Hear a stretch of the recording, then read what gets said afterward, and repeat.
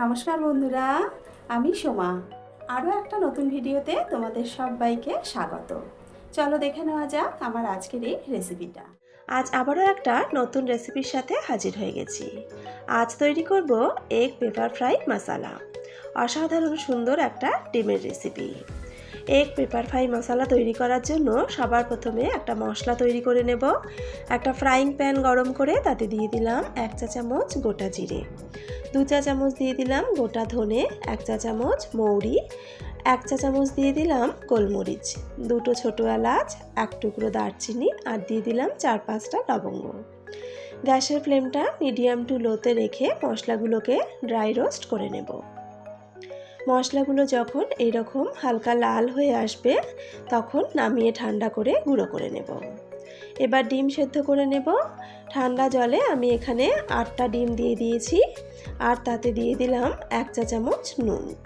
এবার গ্যাসের ফ্লেমটা অন করে ডিমগুলো সেদ্ধ হতে দেব। মিডিয়াম ফ্লেমে প্রায় 12 থেকে 13 মিনিট ডিমগুলোকে সেদ্ধ করে নিয়েছি। এবার ডিমগুলোকে নামিয়ে নেব।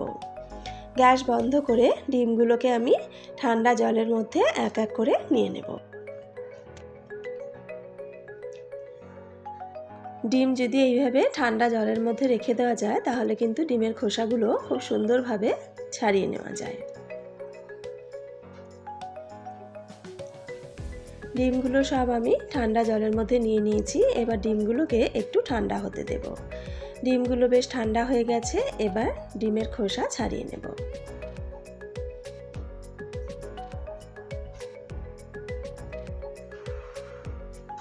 দেখো ডিমের খোসাগুলো কত সুন্দরভাবে ছাড়ানো হয়ে যাচ্ছে।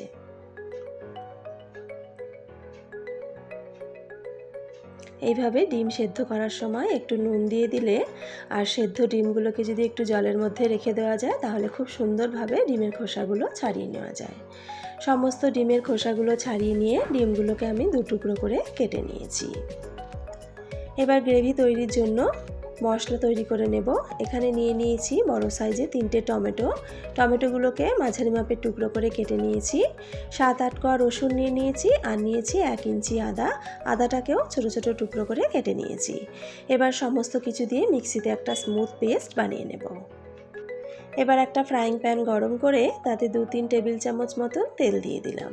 তেলের মধ্যে দিয়ে দিলাম 1/2 চা চামচ নুন আর দিয়ে দিলাম 1 চা চামচ গোলমরিচ গুঁড়ো। এবার কেটে রাখা ডিমগুলোকে, যে পিঠটা কুসুম রয়েছে কুসুমের দিকটা উল্টো দিক করে ডিমগুলোকে কড়ার মধ্যে দিয়ে দিলাম। সমস্ত ডিমগুলোকে দিয়ে দিয়েছি। একটা পিঠ ভাজা হতে দেব। 2-3 মিনিট একটা পিঠ ভাজা হওয়ার পর একটা স্পুন দিয়ে ডিমগুলোকে এইভাবে উল্টে দেব। দেখো ডিমের এই পাশটাতে কি সুন্দর রং ধরেছে আর যে গোলমরিচগুলো দিয়েছিলাম সেই গোলমরিচগুলোও কিন্তু খুব সুন্দরভাবে ডিমের মধ্যে আটকে গেছে। এতে কিন্তু ডিমগুলো খেতে বেশ ভালো লাগে। অপর পিঠটাও মিনিট 2-3 মতন ভেজে নিয়েছি। দুটো পিঠই বেশ সুন্দর রং ধরে এসেছে। এবার ডিমগুলোকে তুলে নেব। ডিমগুলো তুলে নেওয়ার পর আরও কিছুটা তেল দিয়ে দিলাম। তেলটাকে ভালো মতন গরম করে এর মধ্যে দিয়ে দিলাম পেঁয়াজ কুচি। এখানে আমি 3টে বড় সাইজের পেঁয়াজকে কুচিয়ে নিয়েছি। আমি এখানে সমস্ত মশলাই ডিমের পরিমাণ অনুযায়ী ব্যবহার করেছি। তোমরা কিন্তু ডিমের পরিমাণ অনুযায়ী মশলা কমিয়ে বা বাড়িয়ে ব্যবহার করতে পারো। পেঁয়াজটাকে বেশ লাল করে ভেজে নেব। পেঁয়াজটাকে লাল করে ভেজে নিয়েছি। গ্যাসের ফ্লেমটা কমিয়ে এর মধ্যে দিয়ে দিলাম 1 চা চামচ কাশ্মীরি লঙ্কার গুঁড়ো। কাশ্মীরি লঙ্কার গুঁড়োটা দিয়ে একটু নাড়াচাড়া করেই এর মধ্যে দিয়ে দিলাম 2 টেবিল চামচ মতন জল, যাতে কাশ্মীরি লঙ্কাটা পুড়ে না যায়। জলটা দিয়ে একবার ভালো করে নাড়াচাড়া করে মিশিয়ে নিয়ে দিয়ে দিলাম 1 টেবিল চামচ dark soya sauce. Dark soya sauce না থাকলে তোমরা কিন্তু লাইট সয়া সসও ব্যবহার করতে পারো, সেক্ষেত্রে একটু বেশি পরিমাণে ব্যবহার করলেই হবে। সয়া সসটা থেকে দিয়ে একটু ভালো করে নাড়াচাড়া করে মিশিয়ে নিয়ে আগে থেকে তৈরি করে রাখা টমেটো আদা রসুনের পেস্টটা দিয়ে দিলাম। টমেটো আদা রসুনটাকে দিয়ে খুব ভালো করে নাড়াচাড়া করে মিশিয়ে নেব। এবার এর মধ্যে দিয়ে দিলাম 1/4 চা চামচ হলুদ গুঁড়ো, 1/2 চা চামচ লাল লঙ্কার গুঁড়ো আর দিয়ে দেব স্বাদ মতো নুন। এবার যে মশলাটা আমরা প্রথমে তৈরি করে রেখেছিলাম সেই মশলা থেকে 2 চামচ মশলা দিয়ে দিলাম। এবার সমস্ত কিছু খুব ভালো করে নাড়াচাড়া করে মিশিয়ে নিয়ে মশলাটা তেল ছেড়ে আসা পর্যন্ত কষিয়ে নেব।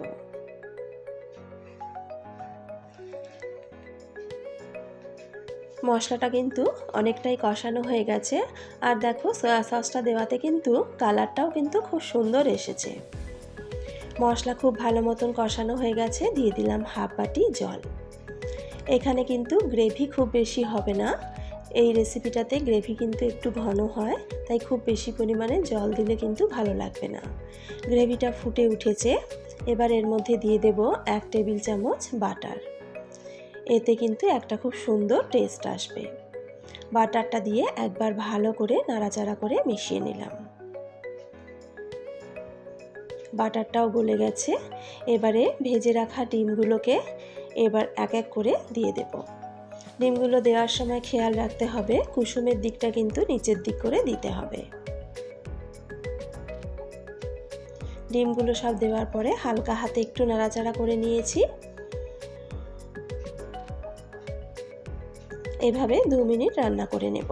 মিনিট 2 রান্না করে নেওয়ার পর ডিমগুলোকে এক এক করে উল্টে দেব। খুব সাবধানে ডিমগুলো উল্টে দিতে হবে যেন কুসুমগুলো না বেরিয়ে আসে। ডিমগুলো উল্টে দেওয়ার পর আরও মিনিট 2 মতন একটু রান্না করে নেব। মিনিট 2 পর আমাদের রান্না কিন্তু প্রায় শেষ। নামানোর আগে দিয়ে দিলাম 1 মুঠো ফ্রেশ ধনেপাতা কুচি। ধনেপাতাটাকে হালকা হাতে সাবধানে মিশিয়ে নেব। ব্যাস, আমাদের এগ পেপার ফ্রাই মশলা কিন্তু একদম রেডি। অসাধারণ স্বাদের এই ডিমের রেসিপিটা লুচি, পরোটা, নান, ফ্রাইড রাইস, পোলাও সব কিছুর সাথেই কিন্তু খেতে দারুণ লাগে। তোমরা এইভাবে এগ পেপার ফ্রাই মশলা কিন্তু অবশ্যই একবার বাড়িতে ট্রাই করে দেখো, খেতে কিন্তু অসাধারণ লাগে। আমার চ্যানেলের পাশে থাকতে চ্যানেলটা সাবস্ক্রাইব করে বেল আইকনটা প্রেস করে নিও। আশা করি আমার আজকের এই রেসিপিটা তোমাদের ভালো লেগেছে। যদি রেসিপিটা ভালো লেগে থাকে তাহলে অবশ্যই কিন্তু রেসিপিটা একবার বাড়িতে ট্রাই করো। আর বাড়িতে ট্রাই করলে খেতে কেমন হয় কমেন্টস করে আমাকে জানাতে কিন্তু ভুলো না। আজকের ভিডিও এখানেই শেষ করছি।